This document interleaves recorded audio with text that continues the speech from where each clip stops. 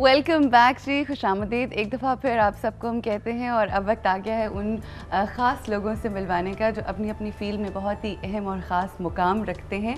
Classical मौसीकी के हवाले से हम बात कर रहे हैं और क्लासिकल मौसीकी की जब हम बात करते हैं या किसी भी फॉर्म जो कि क्लासिक से रिलेट करता है, क्लासिकल थीम से रिलेट करता है, सब कॉन्टिनेंट में बहुत अहम किरदार रहा है। अगर हम इस वक्त क्लासिकल डांस की बात करें तो क्लासिकल डांस के अंदर आप अपने एक्सप्रेशंस जो भी आपकी सोच होती है, जो भी आपका विजन होता है या फिर आपके जहन में जो भी कहानी होती है, कोई भी वाक़या होता है या इमोशंस होते हैं, उसको दिखाया जाता है डांस की सूरत के अंदर। और जो रक्कासा होती है वो कहलाती है story teller.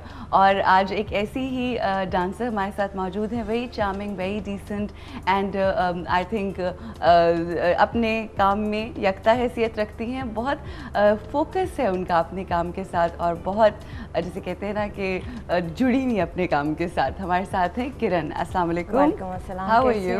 I am fine. आप कैसे हैं? हमारे साथ हैं जी, बहुत ही खूबसूरत परफॉर्मर, बहुत अच्छा डांस करती हैं।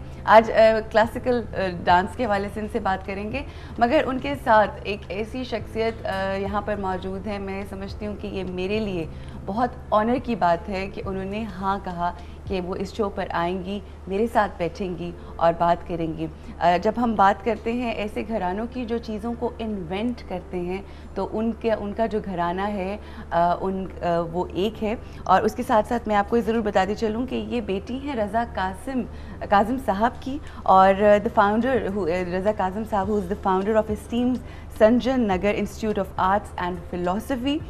नूर ज़हरा साहिबा अपने वालिद साहब के साथ मिलकर उन्होंने सागर वीणा जैसा इंस्ट्रूमेंट जो है उसको तख्लीक किया।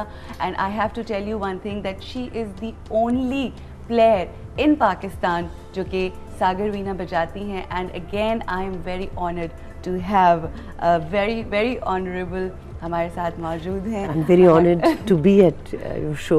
How are you? How are you, Noor Zahra Sahiba? Thank you so much. And you know what? When I was watching your work and the way you were playing Sagar Veena, I mean, it was so amazing. इतनी passionately and कल मैंने आपकी कुछ performances देखी. You were into it, and it was so amazing. Well, I have to tell a secret because, and an open secret now, because it's a very difficult instrument to play. I can. So imagine. I have to focus on it. So maybe my mind and my body coordination is not exactly compatible with the potential of the instrument. So I really sort of trying hard into it. No, but you are just amazing. I mean, इससे बड़ी और क्या बात हो सकती है? किरण से भी मैं शेयर करूँगी कि इससे बड़ी और क्या बात हो सकती है? How do you feel when people come up to you and you know that you are the only player? Well, you know, again, because as you said that this is a creative process of my father. So this morning, when I went there to pick up the instrument from Sanjay Nagar, Raza was still working on it, and he was working on the instrument, trying to make it, the sound more pleasing and right. Till about 8 o'clock. जब तक आपकी गाड़ी नहीं आई लेने के लिए. So the work, his creative work is so intense and ongoing right now.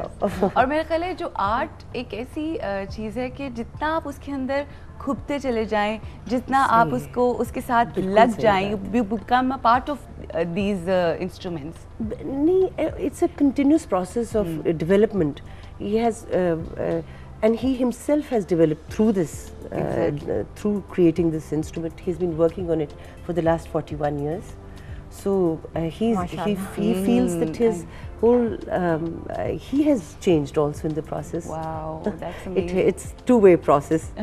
मुझे आप the way you look at this सागर वीणा, जिस तरह से आप उसको देख भी रही हैं and जिस तरह से मैंने आपको देखा है इसके साथ प्ले करते हुए, मुझे लगता है आप इससे और ये आपसे बहुत ज़्यादा जुड़ा हुआ है, because I think nobody else can touch it.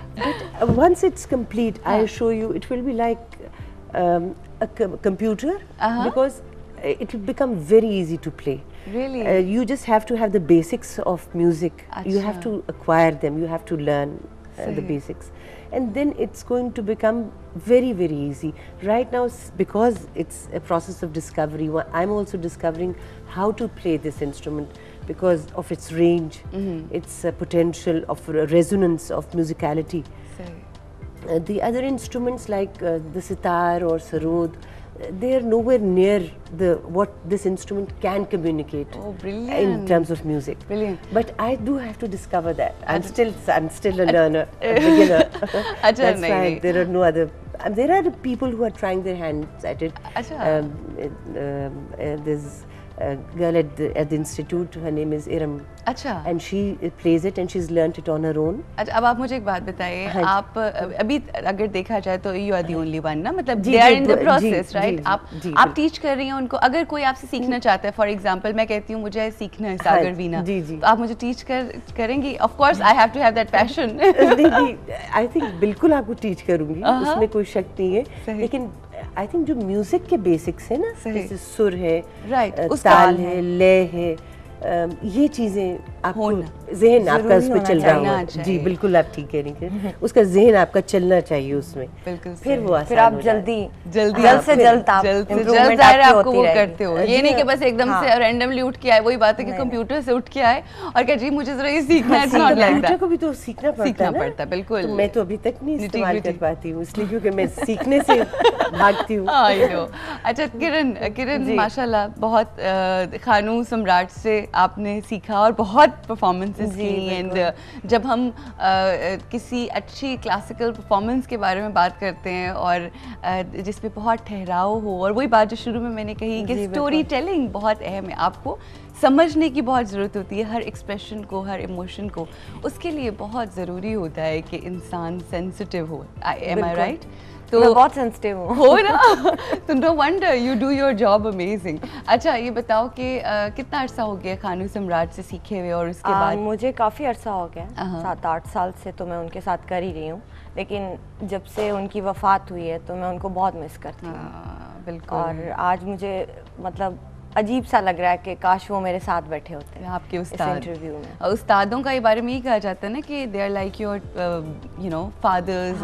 और मुझे वो वैसे भी बेटा करके और मतलब बच्चों की तरह वो सिखाते थे.